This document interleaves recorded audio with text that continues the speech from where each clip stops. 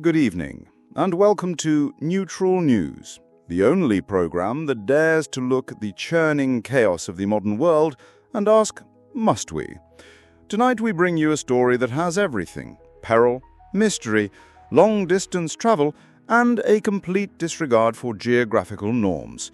It is a story so profound, it makes all other news seem, well, about as important as it actually is. We are talking, of course, about the case of one missing feline and a journey that defies all logical explanation. We go now to our correspondent Susan, who has been following this saga with a level of forensic detail usually reserved for international espionage. Susan. Neil, the story concerns a 3-year-old cat named Poppy from Darlington in County Durham. Poppy, who had been missing for 4 months, has been found.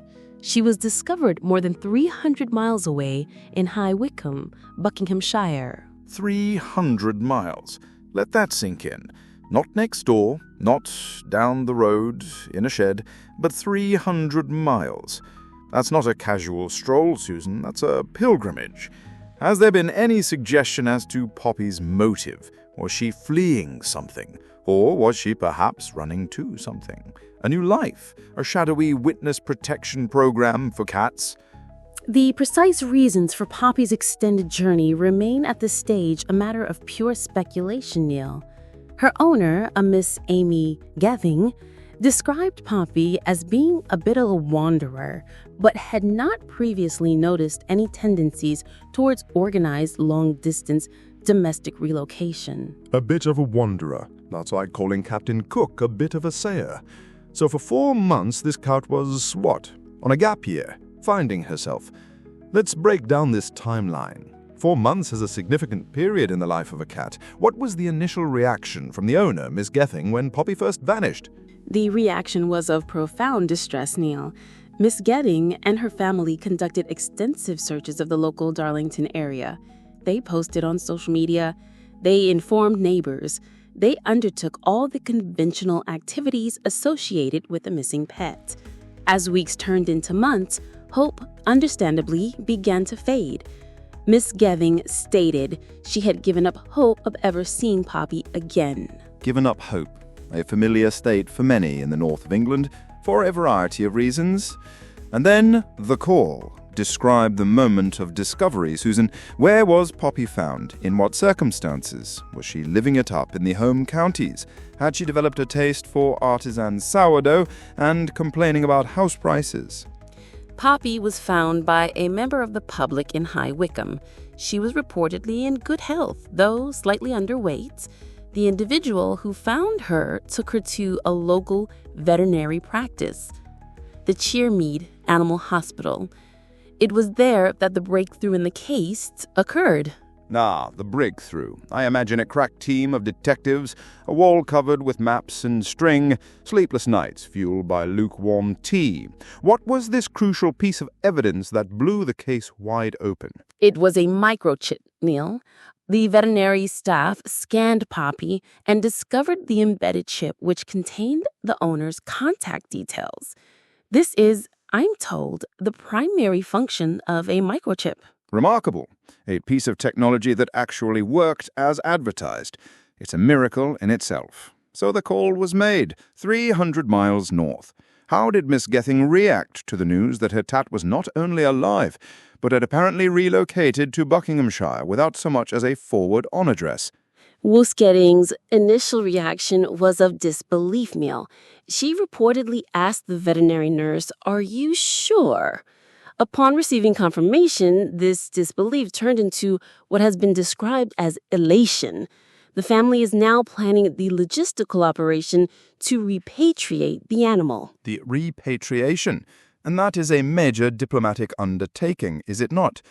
Let's consider the journey itself. 300 miles, Darlington to High Wycombe. That's a straight run down the A1M, then the M1, cut across the M25, or perhaps she favored a more scenic A-road route. Have we any theories on her mode of transport? She can't have walked it, surely not. It is considered highly improbable that Poppy traveled on foot. The prevailing theory, Neil, is that she inadvertently stowed away in a vehicle, a delivery van, a removal lorry, or perhaps the car of a visitor to her neighborhood in Darlington who was traveling south. So she was an accidental stowaway, a feline migrant caught up in the relentless churn of national logistics. It's a story of our times. One can only imagine her surprise upon disembarking, the different accents, the confusing lack of Gregs on every corner, the sheer overwhelming behaviorness of the home counties. It must have been a terrifying culture shock. The psychological impact on the cat is as yet unquantified, Neil.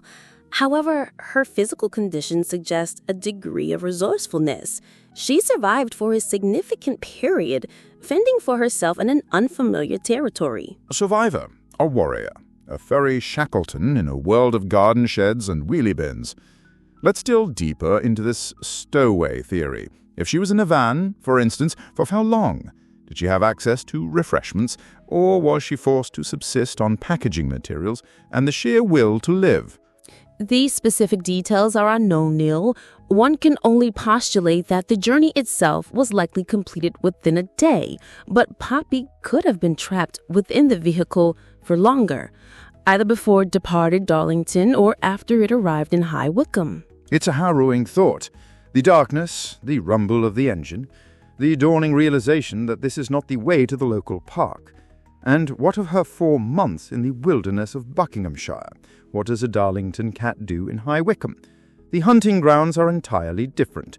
The local bird population utterly unprepared for a predator with a northern sensibility. Her activities during this period remain a mystery, Neil.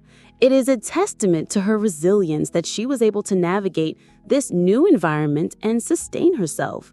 High Wycombe, while densely populated, does possess a number of parks and green spaces, which could have provided a suitable habitat. A suitable habitat, but not home. Let's return to the owner, Miss Gething. She had given up a hope. She had now, a cat saved to resurrection. What does this do to a person's emotional equilibrium? Miss Gething described herself as being over the moon and stated that the family can't wait to have her home. This suggests a positive shift in her emotional equilibrium. Her 10-year-old daughter is said to be particularly excited. Of course, the prodigal cat returns. But will she be the same, Susan? Can we undertake such a transformative journey and not be changed by it? She has seen things. She has been places. Darlington may now sing smaller, parochial. Will she settle? Or will the open road call to her once more? That remains to be seen, Neil. For now, the focus is on the reunion. The family intends to drive the 600-mile round trip to Collector this coming weekend, a journey undertaken willingly, in contrast to Poppy's own, apparently involuntary, expedition. A wonderful irony. They must drive for 10 hours to retrieve a cat who managed the same trip seemingly without breaking a sweat, all thanks to a delivery driver with a tight schedule and a lack of feline awareness. The story, Susan, is it not a lesson for us all? A lesson about hope, about technology, about the sheer bloody-minded determination of a small mammal to get inconveniently lost.